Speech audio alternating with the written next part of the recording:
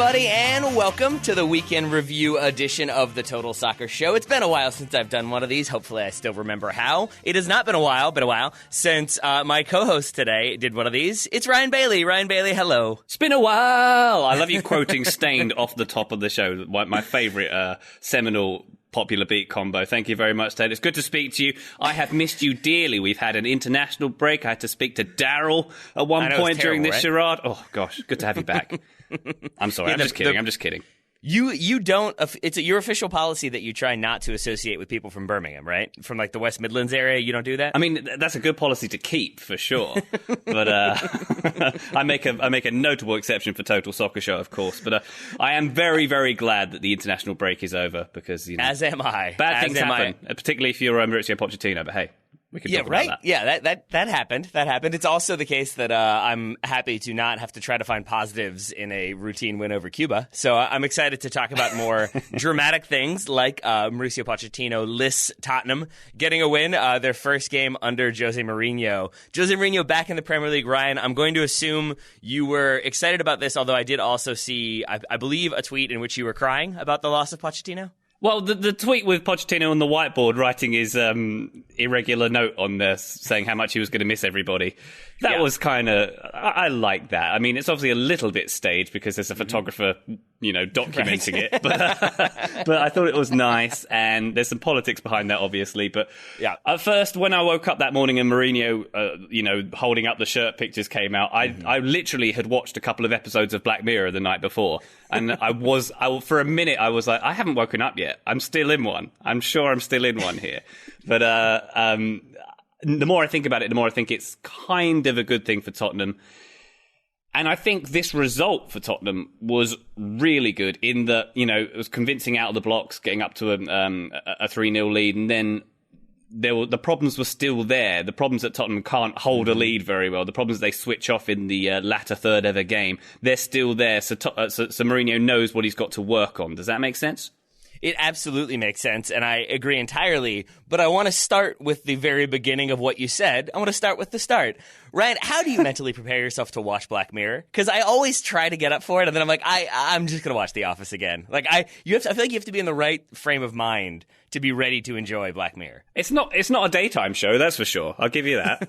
All right, so make sure it's night. Make sure it's night. And then, do you have to have a drink available just to kind of soothe the nerves a little bit? Because the 4 or 5 episodes I've watched, I tend to get a little bit I'm really happy this isn't my life. And maybe that's the way to approach it. I mean, yeah, they're quite formulaic when you get to them, so you know what to expect in a lot of them. The only one that really freaked me out is there's an episode where there's a museum and it kind of references back to previous episodes. I don't know if you've seen that one, Tay, but that one... Is that the Black Museum? That one kept me up for days. Okay, I have not seen that one, so maybe I'll just start there, and then I won't sleep, and that will give me more time to watch all the soccers.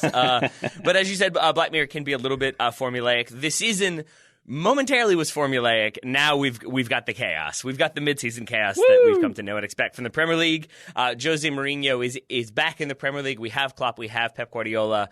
I'm going to start off with this, Ryan. If you could add one more manager, we do expect there's going to be some more managers sacked, maybe before the end of the year, or at least around the beginning of the new year. If you could bring in one person to really ratchet up the intensity, ratchet up the drama or the crazy or whatever you want to go with, who would it be? Or would you go the opposite way and would you bring somebody in to calm it down? Oh, no, I don't want anything calm in my Premier League viewing, frankly. Attaboy. No, Attaboy. It's got to be Bielsa, hasn't it? It has to be. I had a feeling you'd go there. I had a feeling Daryl would go there as well. My question then is, I feel like I don't have the love for everything Bielsa. Not to say that I don't like him. It's just that I feel like I missed that joke a little bit, and now everybody's like, "Oh, Bielsa ball. Oh, Bielsa's crazy. Oh, he's sitting on a cooler." So what is it about Bielsa that you most especially want to bring back to the Premier League? It's mainly the seating choices. I'm sitting on an upside down bucket right now in tribute. That's all I want to see. Just the various seated positions of Marcelo Bielsa? That's right. I think his hip flexors are second to none. He can sit like a champ. And that's what it takes. That's the key thing. People don't know that, but it's really, really strong hip flexors is what it takes to endure an entire Premier League season. Mauricio Pochettino did not endure. Jose Mourinho did and got his win. A 3-2 away win against West Ham. By all accounts, the 3-2 sort of flattering to deceive for West Ham, who pull 2 goals back when Tottenham decide, or remember rather, oh yeah, we're Tottenham. We don't hold on to leads and we want to make things dramatic. And that's exactly how it went down. So do you feel like this is a strong start for Mourinho, a good start, or just a start for Jose at Tottenham? I think it was a pretty strong start. I mean, we saw some very positive performances. Dele Alli playing that number 10 role very well. The fullbacks firing a little bit more than we'd seen previously. Harry Winks getting in there, which is great to see. Lucas Moura, who appears to be Jose Mourinho's pet project going forward. I like that. Yeah. I know that he fancied him very much. They tried to bring him to Man United, didn't he? He could be his muse. I like the sound of that one. But as I say, there was still the shortcomings as well. There was still the switching off. This West Ham team were not good. I mean, this was... We're looking back at it with hindsight. This was kind of 2 not great teams, but one was a lot worse than the other, if that makes sense. It wasn't Tottenham absolutely being brilliant. I think 3-0 would have flattered them far more than they deserved in this one. But yeah, I like the setup that Mourinho had, and I think they've got a lot of building blocks to go forward with, frankly. Yeah, I would agree entirely with that. Michael Cox for The Athletic wrote a great zonal marking esque tactics piece that I thought did a really good job of kind of spelling out how Mourinho just came in, simplified things, 4-2-3-1 when they're defending, but a lot of times it was Ben Davies staying and Serge Aurier going, and essentially Tottenham would routinely have like a 4-2-4 in attack. And I guess his argument was essentially that he put all the best attacking pieces on the field and found a way for them all to combine. But then you have that sort of moment when Tottenham go up 3-0 and then decide, that's probably enough, and just sort of take the foot off the gas, and that's probably where he'll have to focus his attention, is on maintaining that discipline. So I expect he'll be able to do that because I do think Jose Mourinho this time around is going to be a bit more flexible than he's been, at least he was at Manchester United and maybe in his final stint at Chelsea.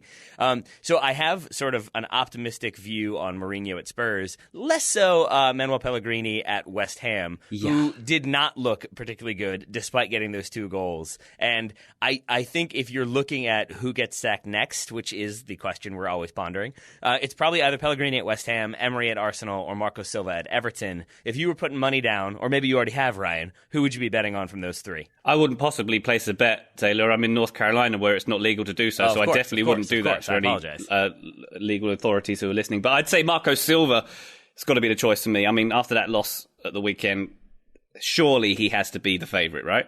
Mm-hmm.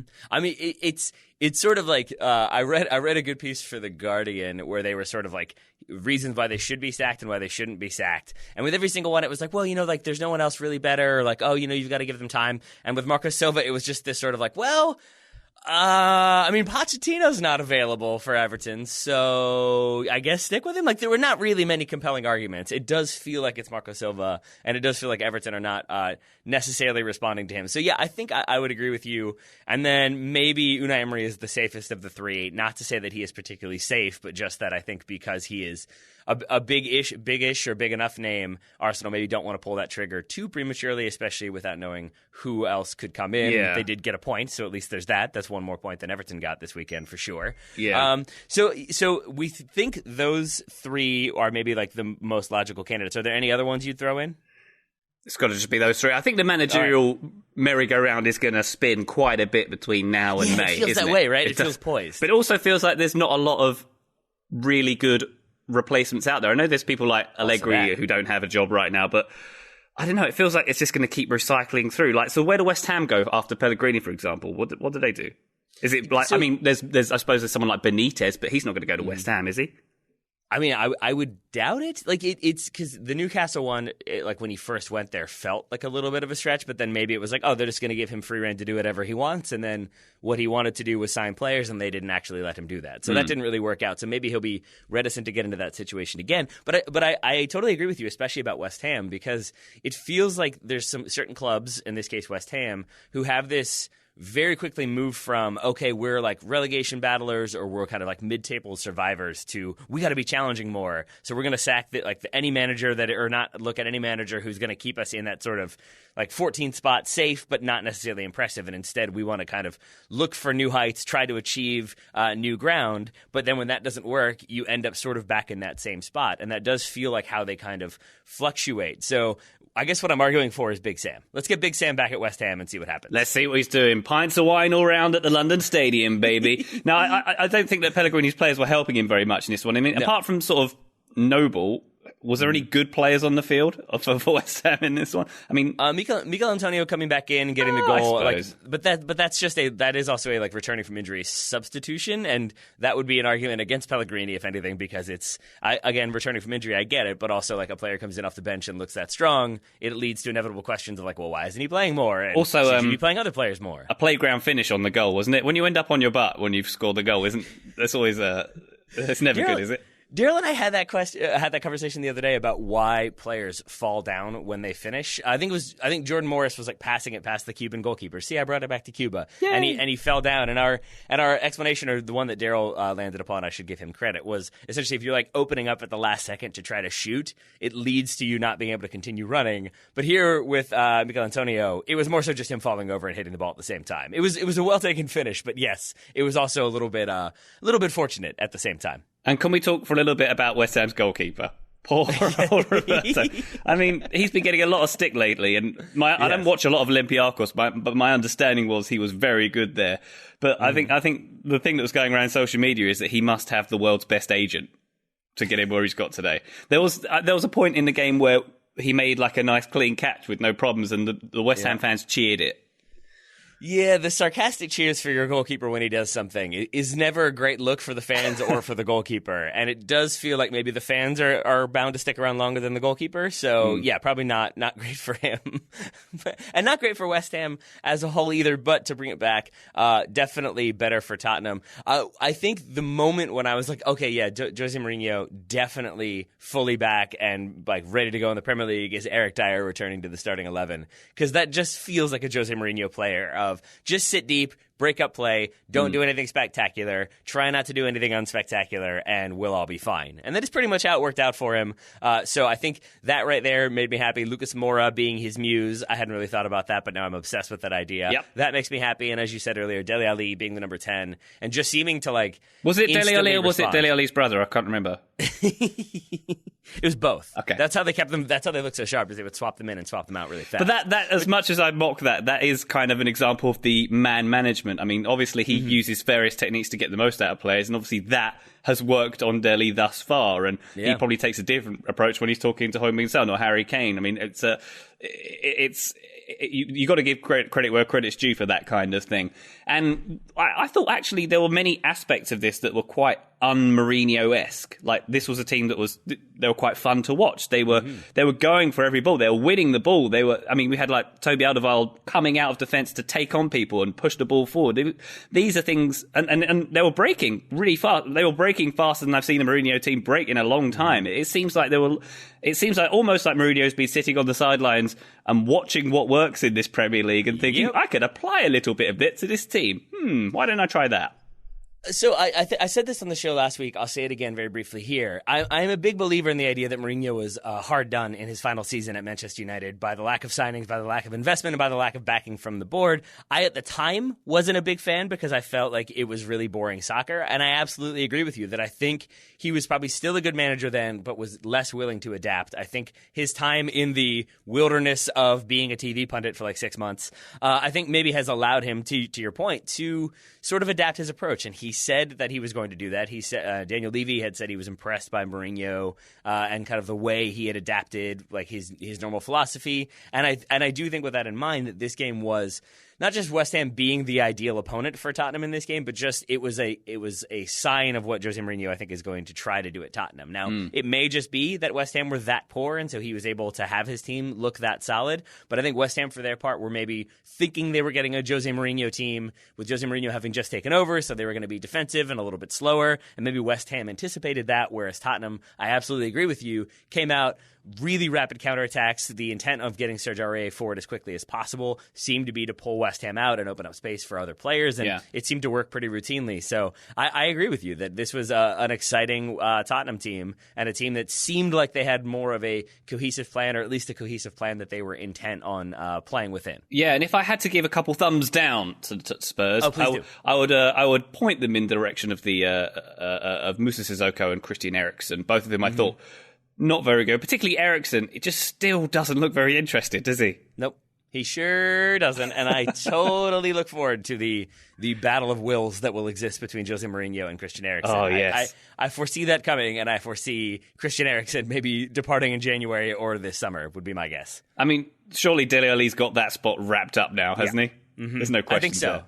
Yeah, so we'll see what happens there. We'll see what happens with the rest of the Premier League. We've got a few more games to discuss. But first, Ryan Bailey, I wanted to talk about today's sponsor. It's our friends over at SeatGeek. Ryan and I have discussed SeatGeek many, many times. With millions of live event tickets and a price match guarantee, SeatGeek proves there's a better way for you to find tickets to sports, live music, comedy, and more. SeatGeek has the tickets you're looking for all in one place. It does indeed. It's a ticket company where the customer comes first. Did you know? There's more than 50,000 five-star reviews in their app store, and SeatGeek is focused on making your experience as easy as possible. Case in point, Tay-Tay, the fact that I used SeatGeek this very week to buy myself some National Hockey League tickets. Apparently there's this thing called iced hockey. I like iced lattes, so maybe it's similar to that. I have no idea. It's very similar. Yeah. It's the entire rink is made of coffee. That's true. That's how the players stay active. It's a whole thing. Yeah, I mean, I've seen the Mighty Ducks. It's about children punching each other on ice, right? Is that what happens in this game?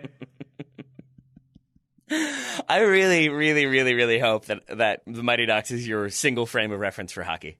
It quite literally is, because I've never seen any other form of it. But I'm going to see it. I'm going to Las Vegas in a couple of weeks, and I'm going to see the Golden Knights play the New York Rangers. You nailed it. No, it's Rangers. You were correct. And I used SeatGeek to buy the tickets. I needed 5 tickets, and you can get any kind of quantity of tickets you want here. This is a great place to do it. I didn't buy the cheapest tickets. I bought the best value. And how do I tell they're the best value? SeatGeek tells me. Scale of 1 to 10, which seats are the best value. You get a green light for the very best, a yellow for the don't buy these ones, and a red for don't buy these ones, definitely don't. Got myself a very nice position in this T-Mobile arena. Thank you very much to SeatGeek. And you're getting all your sponsorships in there. My question for you then, if you're explaining this game to people back home, or for you back home, I have a feeling that it would be like, oh, I'm going to see the Rangers. Yeah, okay, that's a totally normal team name. That's fine. Versus the Golden Knights. Would Golden Knights be the one that throws people off? Yes. In terms of what? In terms of that crazy name? I just think about that is a very, in my mind, American sports franchise name. To me, it sounds quite Game of Thronesy. I could imagine sort of King's Landing having some golden knights standing at the gates, couldn't you? I think that is the official basketball team of King's Landing, is the Golden Knights. Yes. So, and the Mountain does just fine in that league. Oh, I'm sure. So Ryan did really well to find the good value. He used the traffic light system, and hopefully he used the TSS promo code to get $10 off, which our listeners can do as well. All they need to do is use promo code TSS, so you can download the SeatGeek app, use promo code TSS for $10 off on your first SeatGeek purchase. That's promo code TSS for $10 off on your first purchase. Thank you very much to SeatGeek for sponsoring today's episode of the Total Soccer Show. Ryan, let's continue with our weekend review. Where should we go next? How about we go to the Selhurst Park? Okay, that makes sense to me. I'm surprised you wanted to go there. I would have thought it was going to be City Chelsea, but you want to give Liverpool credit where credit is due? I like to build up to City Chelsea. That's what I'm doing. I'm creating some tension. I see. He's creating the drama. Well, let's go to Crystal Palace 1, Liverpool 2. I'm going to go ahead and give thumbs up in a more general way to Liverpool for continuing to find ways to not lose. And I don't mean that in backhanded compliment fashion at all. I do have a Man United supporting friend who routinely just talks about how Liverpool keep getting lucky and they're so lucky and it's not about skill. Liverpool more like, right? Yeah, but at a certain point, if you are routinely getting lucky, the question becomes, is it lucky or is it you're putting yourself in a position? And I do think that it was a little bit of both in this one. That the winner from Firmino, where it's just sort of bodies in the box, everybody gets a go, and eventually he buries it off of a very bad clearance and a lot of scuffling. Like, that's what it takes to find a way to win. It doesn't have to be pretty. But then you also need moments like at the death, Wilfried Zaha skying a sitter at the very end. Ugh. Should have at least put that on frame. Maybe should have squared it for Christian Benteke for him to then put over, and then the narrative would have been about Christian Benteke can't finish. He would have put it over Zaha, he definitely would have. He absolutely would have. He went for a bike that went just wide. And once you go just barely wide on a bicycle, when you've got a sitter, you're definitely putting that one over too. So it just felt like they sort of rode their luck. Wilfried Zaha misses that chance when probably 8 out of 10 other times, I'm going to say he buries it, or 8 out of 10 times, that's just a finish he takes. Here he did not. Liverpool get the win, so I'm just going to say thumbs up to them from a general standpoint of finding a way to win and backing themselves to get the result. Yeah, definitely. No, I feel like I've said this many times on this show, but unconvincing wins are what champions do. Mm-hmm. You look back at the Alex Ferguson era, there were so many times when they scraped it when they probably didn't deserve it. And what Liverpool are doing, it seems like this season on the road, they're the second best team quite a lot of the time, and still getting 3 points, like the Sheffield United game, the Villa game, the Man United game too. It's like they've nailed this formula of getting away with it on the road, which I appreciate. And both goals, they were pretty scruffy, weren't they? I mean, Mane scuffing a shot in off both posts, which was pretty unlucky for Palace, which it seemed like Roberto Firmino miscontrolled a cross before it fell to Mane as well. Mm-hmm. And then you've got that corner coming in through traffic for Firmino to slot in for the second goal. And Crystal Palace were really good here. And we know that this ground is not a great ground for Liverpool to visit, and certainly not for a Brendan Rodgers Liverpool team to visit, or a Luis Suarez one. He shed a few tears on that field before, as we know, of course.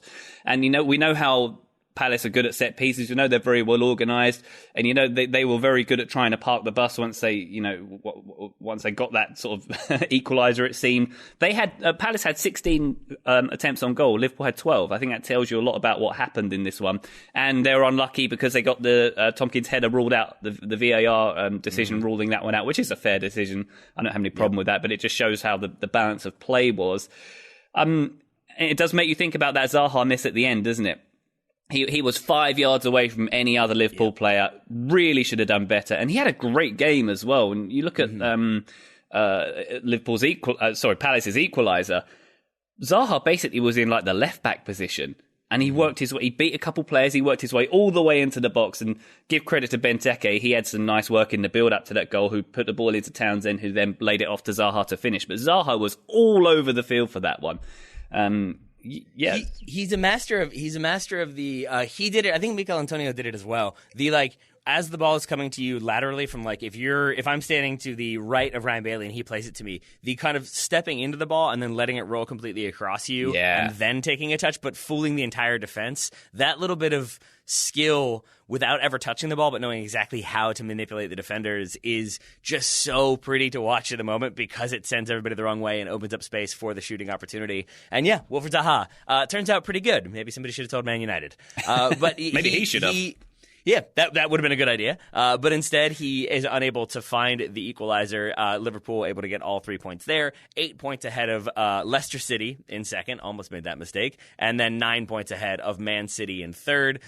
And I'm not saying this as a reverse jinx, Liverpool fans, I promise, but it feels like we are either poised for Liverpool to win the title, that they're going to keep getting these results, they're going to keep finding a way through. Of course, they're going to have some slip-ups here and there, but either that, eventually they're going to kind of cruise to the title by a decent margin, or we're poised for for lack of a better term, hilarious drop in form that allows Leicester or more likely Man City to come back into it. And it really does feel like it's one or the other. It's either kind of Liverpool continue on as they have been and win the title, or they have a horrible run of form and really cannot put together a string of results, and Man City find a way to get their third straight title. Man City, though, for their part, I would say not looking as hungry as maybe we've seen them in the past. Yeah. Maybe winning it back-to-back will do that. Ryan, does that narrative make sense to you, that it's one of those scenarios most likely? It's the other scenario for me, Tete. Can I ask Liverpool fans to put their earmuffs on for a second? Because I think these kind of away, as much as I say unconvincing wins are what champions do, the kind of performances they put on suggests to me that it's not sustainable. They're not going to have an invincible season the way they're playing on the road like this.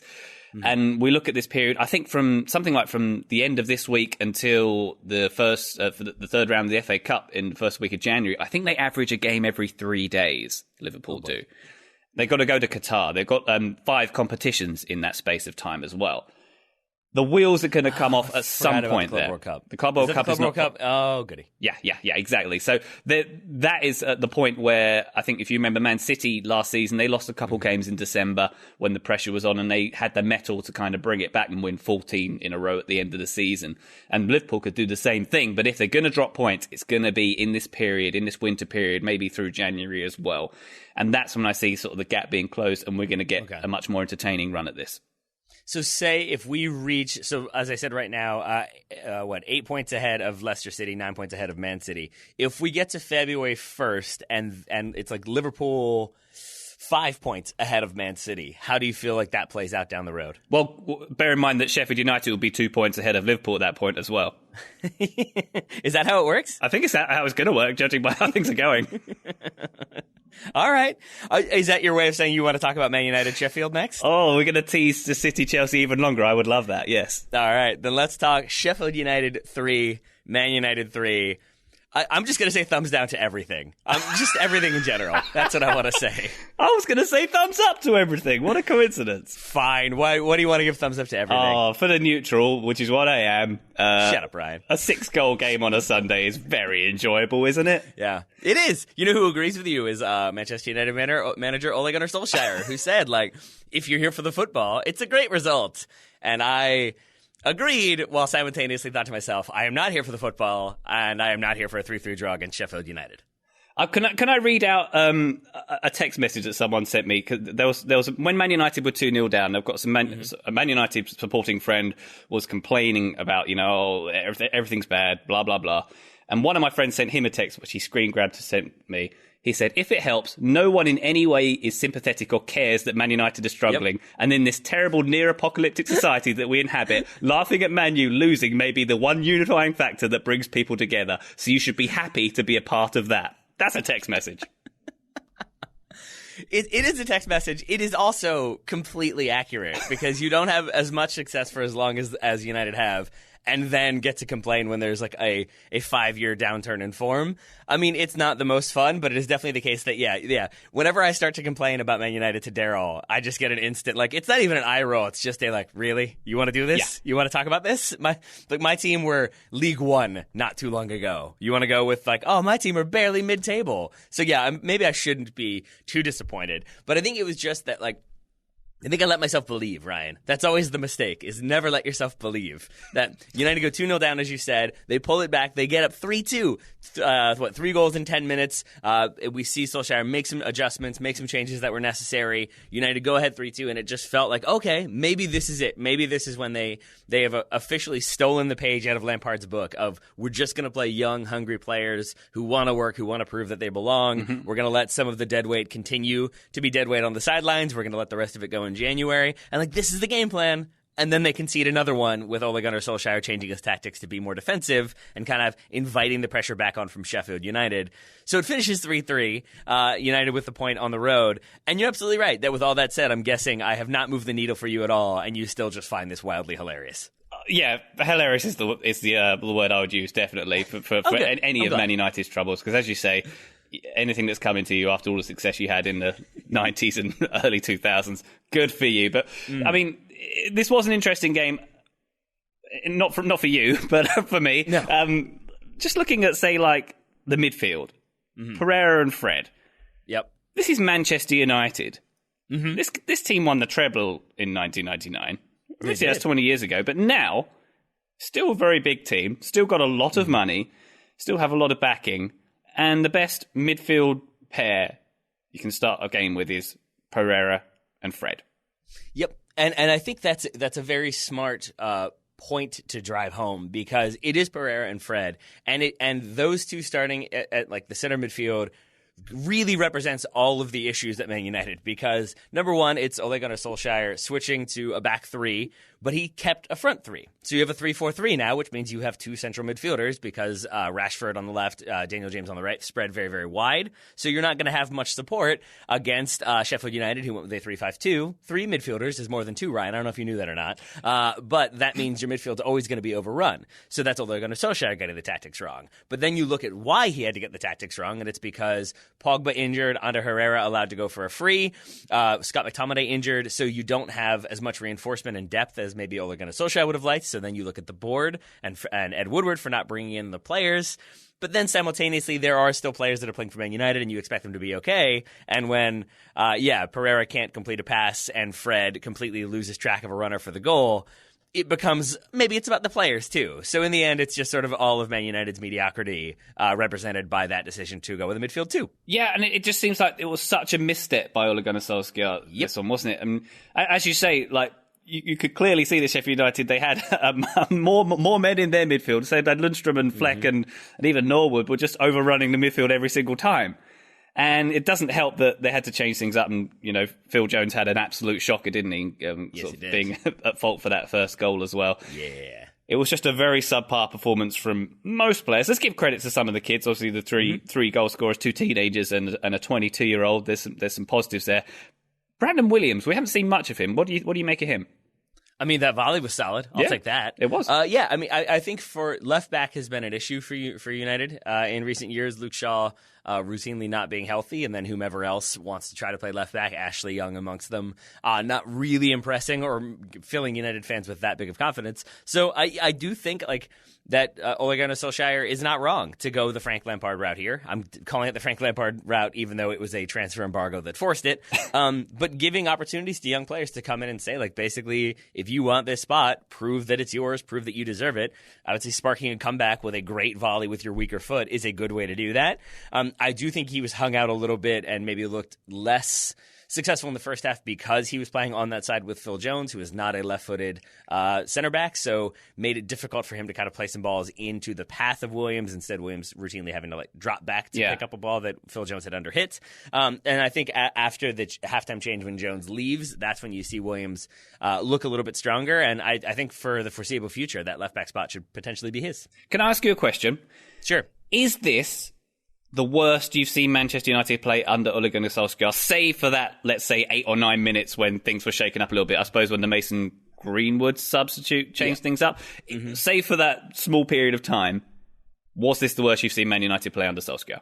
It was not the worst. It was the most frustrating, I think, because there have been other moments where it was just I don't know what this team is doing, and they have Pogba, they have Rashford. There have been games when they had a stronger starting 11. I think injuries explain some of it, as I said, but it was more just that those 3 goals and that sort of, they fought back, and then they conceded the late one, and it was this dramatic 3-3. In reality, they had 10 minutes of good soccer, and that was sort of because, some changes happened, and maybe Sheffield United started to feel themselves a little bit. United got 1, then they got 2. The first one is it's like a cross that's overhit, that's flicked on, and then Williams just hits a worldie, basically, to bury that one. And after that, I think United feel a little bit more grown to the game. Greenwood gets his, gets in the right position. It's a good ball from Rashford. Rashford's goal was a great assist from Daniel James. And there's that moment of okay, they're clicking, they're playing really well.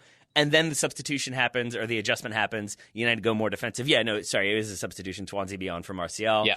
And they sit back. And it was just that sort of you finally got them playing well, you finally got them buzzing, and rather than push on and go for a game winner, which Ferguson would do. And I know that this is going a little in the weeds on Man United, but that's a Ferguson trademark, is you keep going, you keep putting the team under pressure. If you have the momentum, don't take your foot off, go for another one and win 4-2. Instead, United, I think, tried to see the game out and hope for it.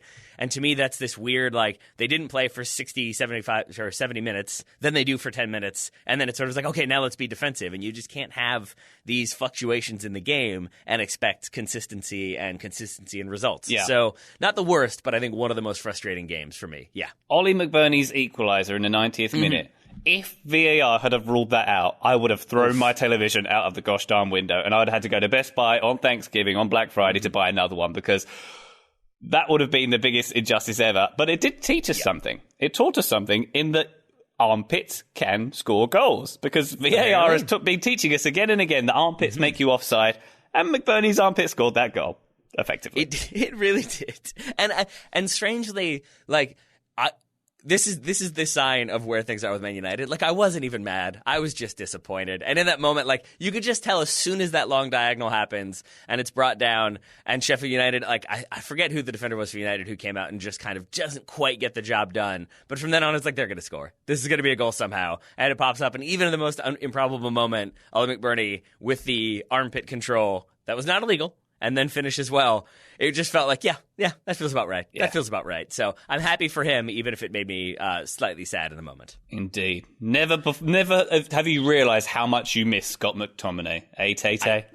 I mean, that in of itself is a sign of the times right there, Ryan Bailey. We're talking armpits. Armpits played a role to some extent in the Man City-Chelsea game. Beautiful segue. But we're going to keep teasing that one because instead we're going to talk about today's sponsor, our friends at Audible. Audible has the world's largest selection of audiobooks and audio entertainment, including Audible Originals. Those are stories created exclusively for audio, including documentaries, exclusive audiobooks, and scripted shows that you can't hear anywhere else. Did you know that Audible keeps you informed, inspired, and entertained? You'll finish more stories when you listen with Audible and always be a part of the conversation. With that convenient Audible app, you can listen anytime, anywhere, and on any device. Mobile, Alexa-enabled, Bluetooth, and more. Personally, Tay, I like a bit of Audible on a long car journey. For example, my most recent drive to Nashville, I listened to the entire Football Ramble book on Audible. Football Ramble is another podcast, apparently, which I probably shouldn't mention.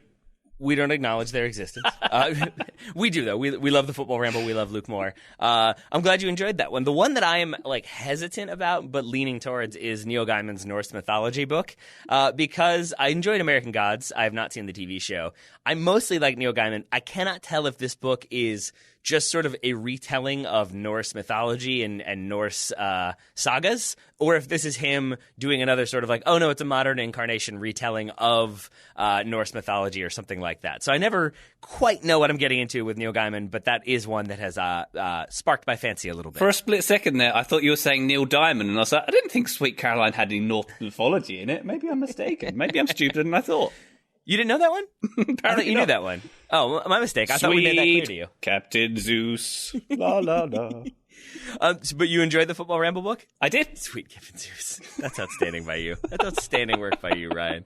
All right. Well, if our listeners would like to check out the options on Audible, as we said, there are so many options for car rides, for at the gym, for at work, if you are allowed to listen to things like that at work. Basically, any time you can't read, you can listen with Audible. And our listeners can start listening with a 30-day Audible trial. They can choose one audiobook, 2 Audible originals, absolutely free. To do so, visit audible.com/TSS or text TSS to 500-500. Ryan, one more time, those URLs, please. Audible.com/TSS, or you go ahead and text TSS to 500-500. Thank you very much to Audible for sponsoring today's episode. Thank you very much to Ryan for that dramatic reading. I enjoyed it immensely. I also enjoyed Man City-Chelsea. Ryan, where are your thumbs, and did you enjoy this game? Oh, I got thumbs. I got so many thumbs. I'll give a thumb. Let's start off with one for Manchester City in general for getting it done. This was a game in which they were outplayed for large periods and then sort of showed champion quality in getting back into it and asserting themselves over this game, did they not?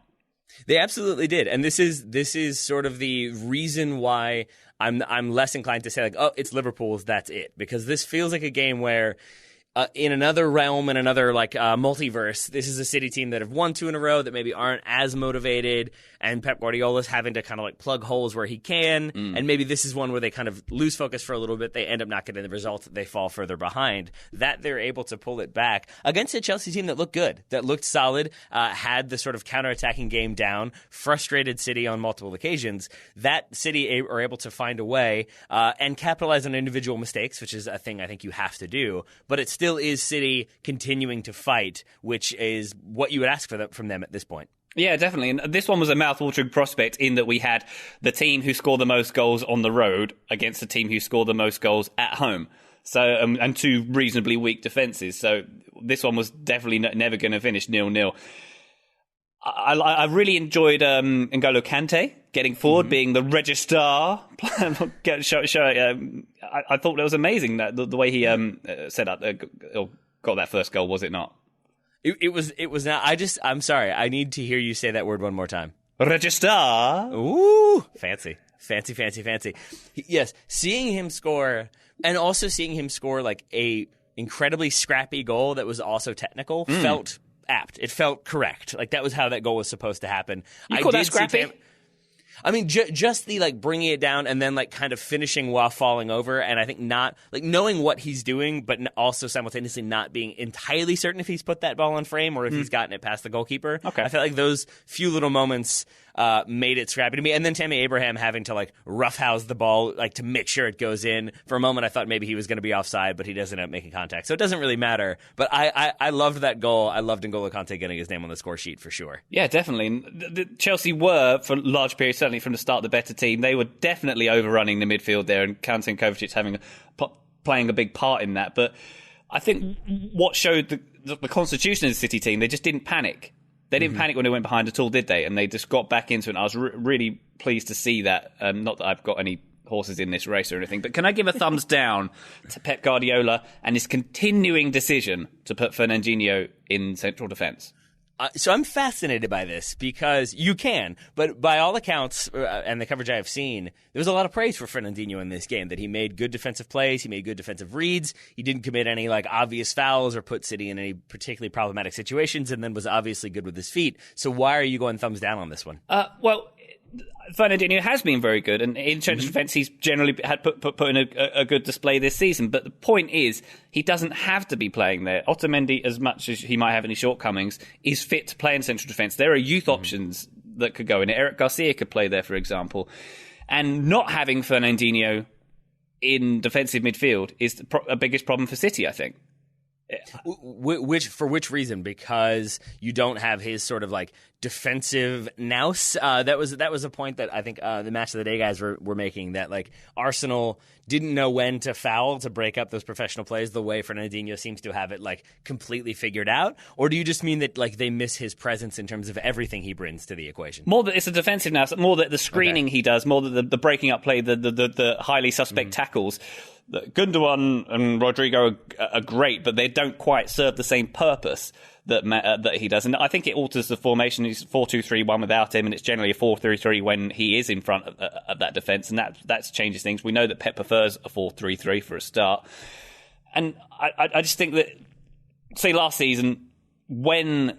I've got a quote for you here from Pep Guardiola. Since I arrived here, I was looking for a holding midfielder, and Fernandinho was good because we won. If we lost, it would be because he'd had a bad game. And that's completely true.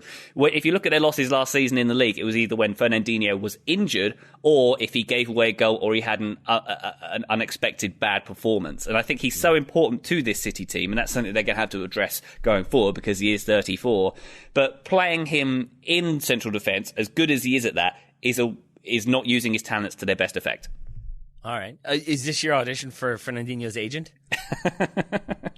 I feel like yes. Did I get as long as we're being critical of I guess you're not being critical of a holding midfielder. You're being critical of the usage of the way a holding midfielder is being utilized. One of the goals, I'm sure it was Fernandinho who kind of stepped up and intercepted the play and started the movement, and he was kind of in that defensive midfield position. If he'd have been there more often, he could have been doing that kind of thing more often. That's a really interesting point. And that is where I wanted to go, because I was going to give thumbs down to Jorginho for having a very bad 10 seconds, and it is part of that sequence. You're absolutely right. It's Jorginho trying to find, I believe, Tammy Abraham. It is a very poorly hit pass, not really aware that Tammy Abraham isn't really ready for the ball, nor is he aware that Fernandinho is absolutely ready for the ball. Fernandinho steps, wins that ball, plays it to Kevin De Bruyne. Then Jorginho tries to shut down Kevin De Bruyne, does not do that at all. De Bruyne able to turn and play the ball forward, so no problems there. And then Kevin De Bruyne, when he gets the ball back, he cuts inside. He finishes the shot. It's a great goal, but he cuts inside because Jorginho goes for the last ditch desperation sliding tackle,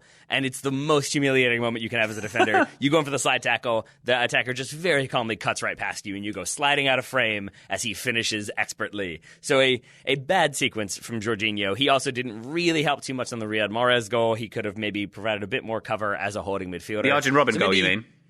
Yes, excuse me, the Arjen Robben goal. I don't know what I was thinking there. Yes, that was definitive Arjen Robben, and it was a great goal from Riyad Mahrez / Arjen Robben. But maybe Jorginho could have done better. So maybe two holding midfielders who maybe they should just swap. Let's put Jorginho at centre back for Man City. Let's put Fernandinho as a holding midfielder for Chelsea and see what happens.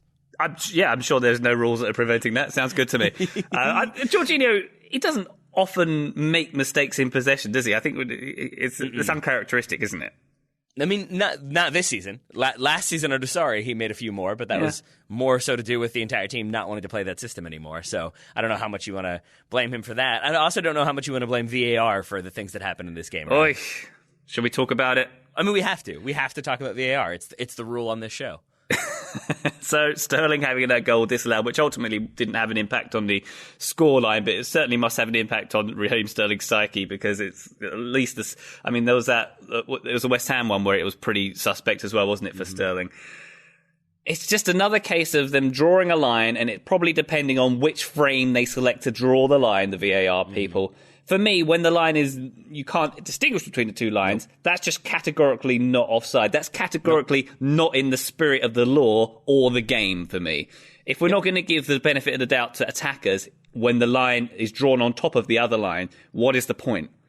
And like you made this point last time we were recording about like when is the frame frozen? Like how exactly do you know? Is it the exact moment the ball is left or what have you? In this sequence, like just he looks onside to me, and they've drawn the line in such a way that it's like, well, it's through his armpit, but not through the Chelsea player's armpit, and like it doesn't really make sense to me. Aside from they're like, he's like a quarter inch offside, but there's no other way to show it, so we have to make the lines look more dramatic. But in actual fact, they make it look more confusing than anything else. And I also think, I was just going to add, I also think it's frustrating to me because everything that Sterling did for this goal, where he kind of like bodies Zuma as the long ball comes in, and he's just doing so much and so much presence to really hustle back 3 yards to make sure he's onside, to then be in a position to finish, and then have it ruled out for what was at very, very best a very marginal offside call. I found very frustrating. Again, I'm saying this as a Man United fan who has very little interest in what Man City are doing. Yeah, and that was basically the point I was going to make, and I was also going to mention the planes of motion where Sterling's heading forwards towards the goal, and it's his armpit, whereas it's Zuma's butt. He's kind of going in the opposite direction. They're in different planes of motion. They're going at different speeds. It kind of makes it look a bit worse, and I think you should definitely give Sterling the benefit of the doubt because of how hard he has worked to get into that position, as you say. I don't know. I think I know there's no rule about having to have daylight between the players or daylight between the lines, but that kind of call just seems like it's not. The reason we watch this game, a large reason we watch this game, is because we like to see goals being scored, and that is working against it. And that, I don't think, if there was no VAR and that goal was given, we wouldn't be talking about it, because it wasn't as if, oh, he's definitely offside there, is it? Yep. There'd be no argument to suggest he was offside and it was an outrageous decision to allow that goal. So I think VAR is working against the interests of soccer and you and I. And it's offending me, and I don't like it, and I want it stopped.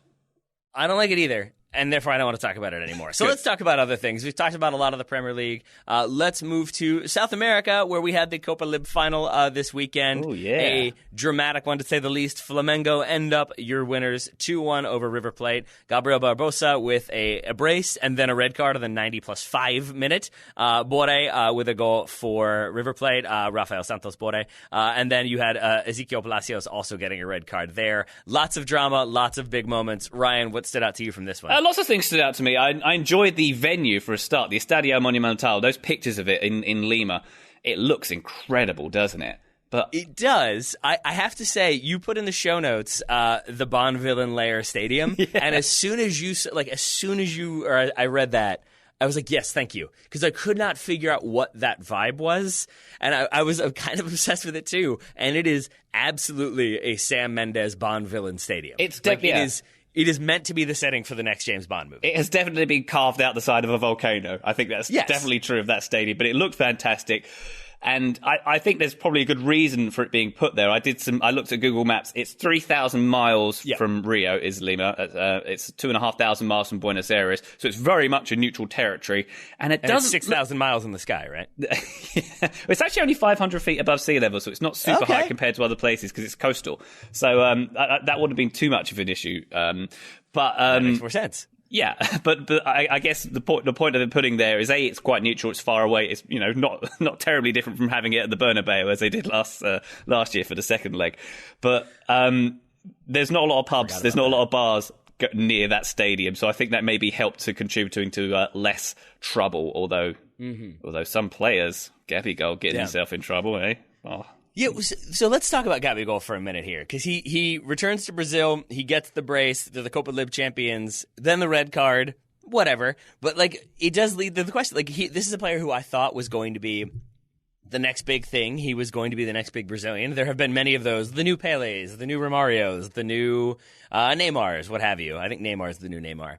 So where are we on Gabriel Barbosa now? Do you want to see him give Europe another shot? Do you want to see him try it out again and see if maybe it was just the wrong timing and now he's better prepared? Or would you rather he stay in Brazil, continue to win, continue to get into altercations and get red cards and be a source of drama, but also entertainment? I mean, full disclosure, I don't care either way about what Gabigol does, but I'd like to see him succeed, definitely. And I don't think there's much room for him at Inter Milan anymore, but I think he deserves another shot in Europe. I was lucky enough to go to the 2014 Olympic gold medal final in Rio, and this was the game where Neymar was in front of him, and he had Gabriel Jesus and Gabriel Barbosa either side of him, the two Gabbies, and there was so much hype about which one of these guys was going to do better in Europe, and there was a lot of people saying Gabigol was far superior to Gabriel Jesus. Didn't quite work out that way when they both made their move, and they both looked superb in that game, by the way. But I don't know. I think it could just be circumstance for him. I think there's every chance if he went to a different European team or a different European nation, he could have a better chance. I mean, is he the kind of player you could see like at an Everton getting loads of goals?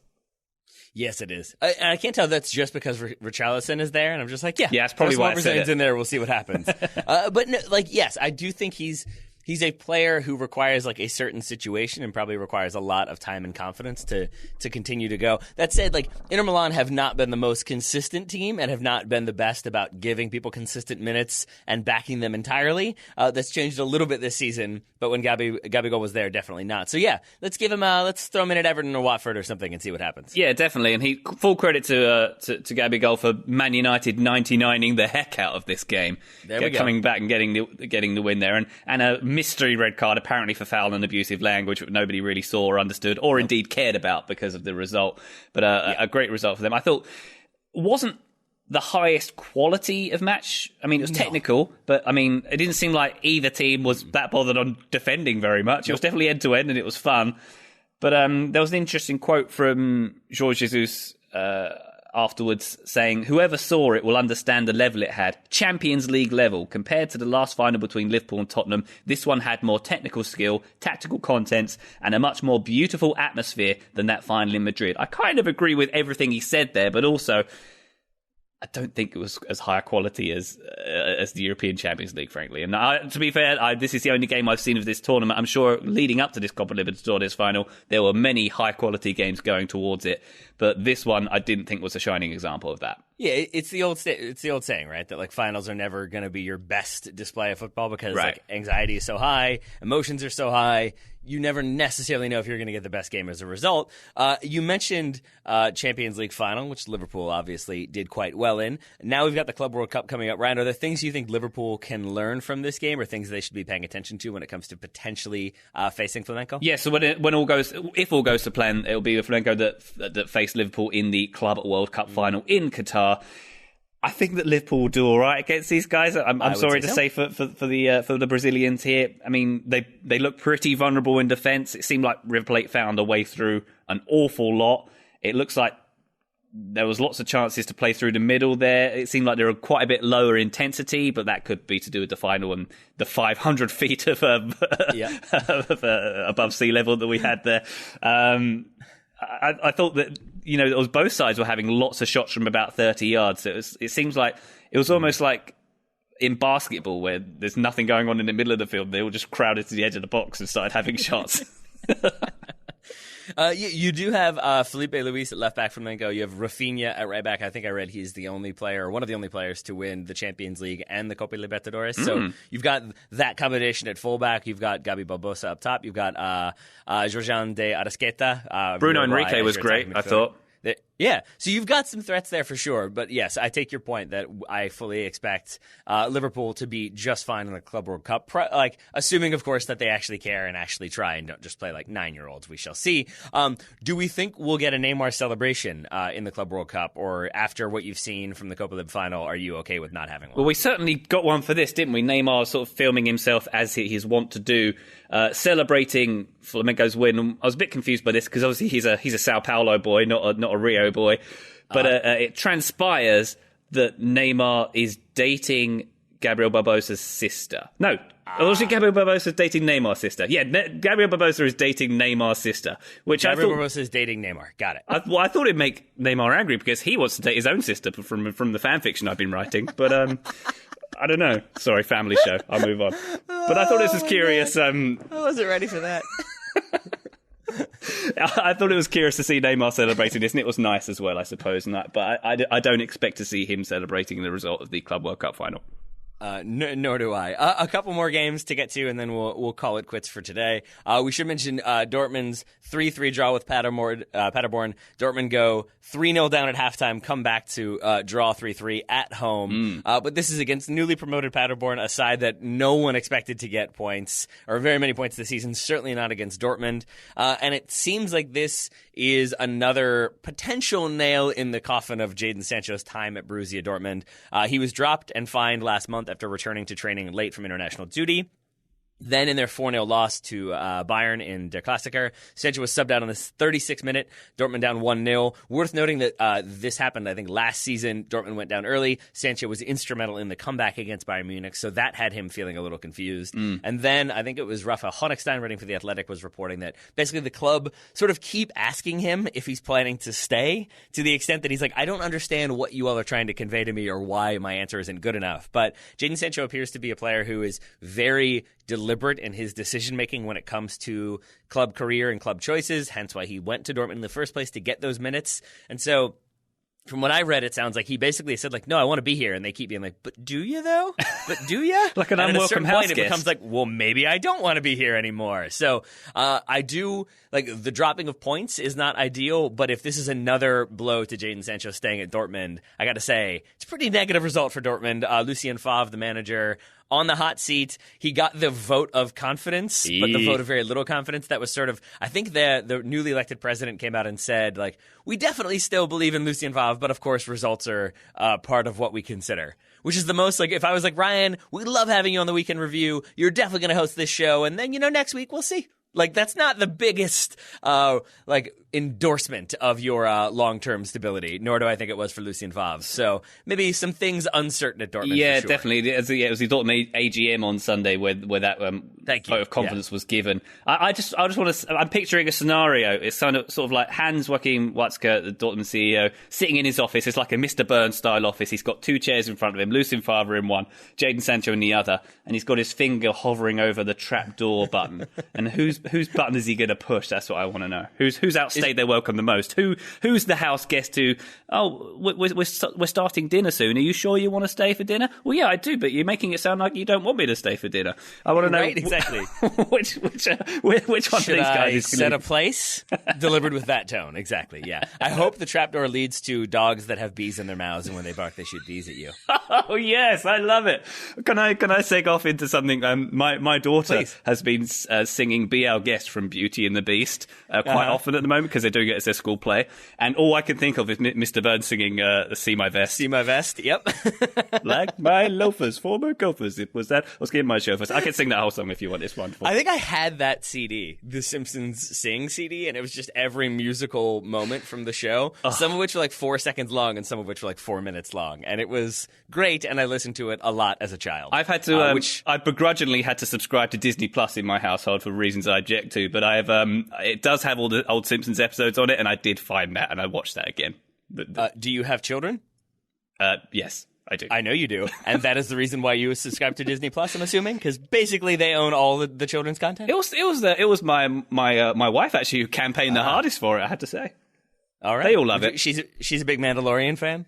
Yeah. By the way, I've never seen a Star Wars. I know that's a big bombshell to drop at this point in a podcast. I really appreciate you entertaining the yes and before coming clean. I like that. But should I watch this Mandalorian? Would I get it if I'd never seen a Star Wars? I have no idea. I haven't seen it yet because I am not yet a Disney Plus subscriber. Okay. We subscribe to like literally everything else, and I just can't bring myself. Like I have to unsubscribe from something to make it happen. I'm up to $80 a month on subscriptions, and I resent that very much, by the way. Yeah, exactly. Yeah, but cord cutting. It's great. Let's move to Italy very briefly. Milan with a 1-1 draw home to Napoli.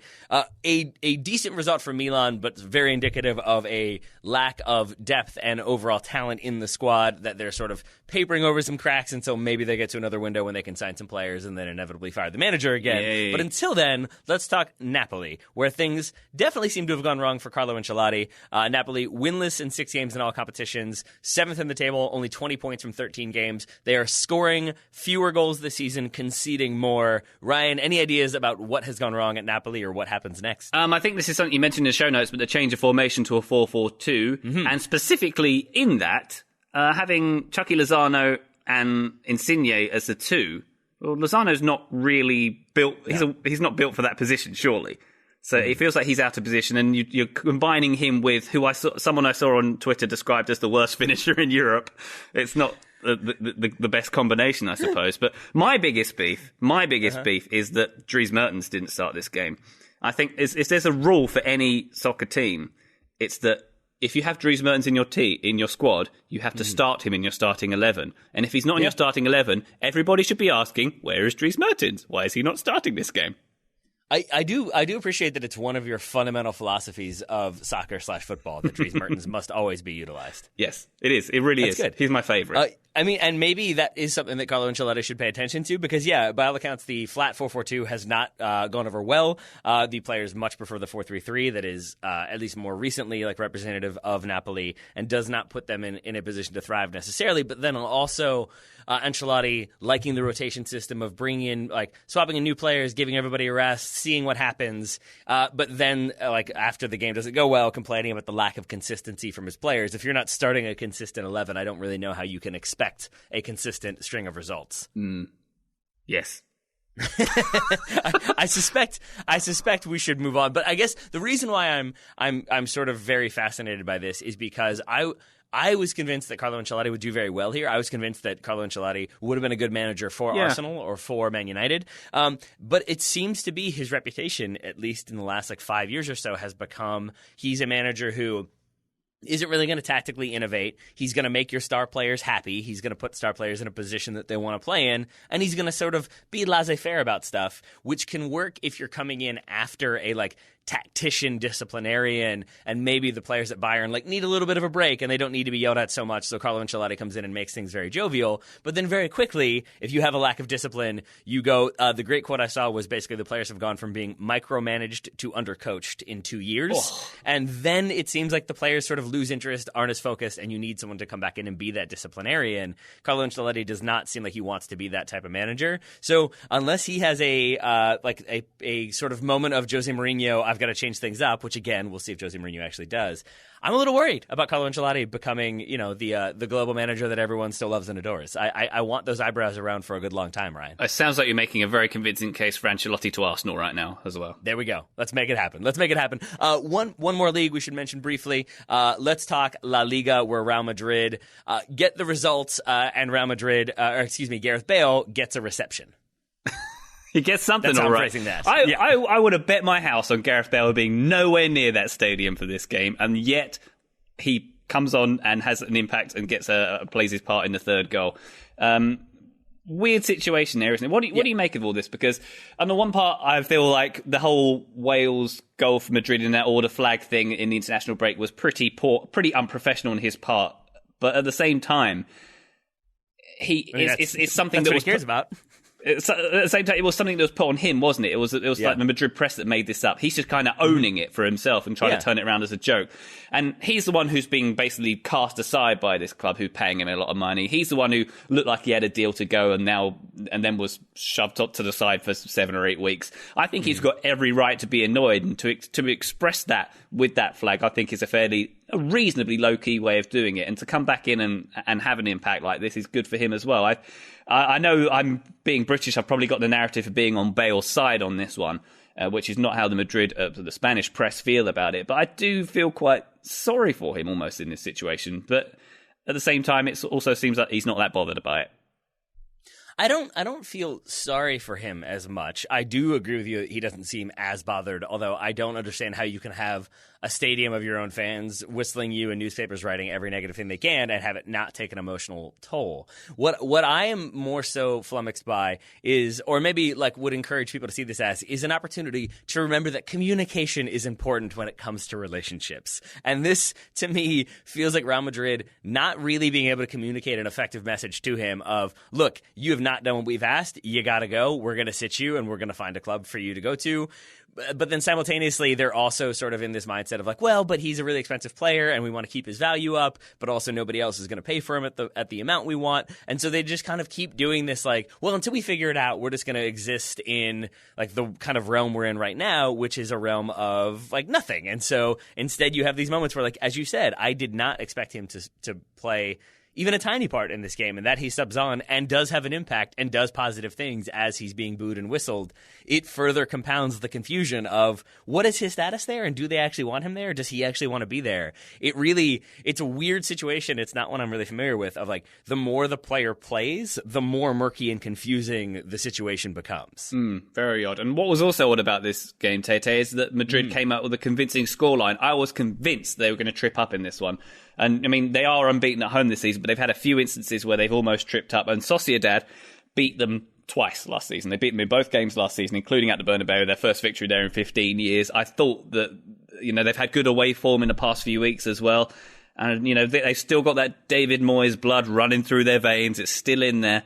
So, and he's a that's champion. All it takes. That's all that matters. He's a champion. So I was expecting more. I was expecting a little more from Sociedad and perhaps a little less from Madrid. So full credit to Madrid for getting the points there. And the Liga table looks a bit more normal now, doesn't it? Barcelona and Madrid tied up on points with 1 goal difference between them at the top. And you've got Sevilla and Atletico in 3rd and 4th and Athletic in 5th. That looks much more how we expect it to look. And I believe that's Barcelona top, Madrid second, with a game fewer for those two than everybody else in the league because that Clásico had to be called off. So it's a Clásico that separates these two at the moment. So we will get that. We'll get 2 of them this season. And when we do, I'm sure Ryan and I will talk about them on the weekend review. But until then, I think we've talked about plenty of soccer from this weekend. So Ryan, anything else to add, or should we call it a day? I'm going to go watch some more old Simpsons episode on Disney Plus because that's what I feel like doing right now. Attaboy. Well then, Ryan, I've enjoyed our time as always, and I look forward to talking to you next Monday. Always a pleasure, never a chore.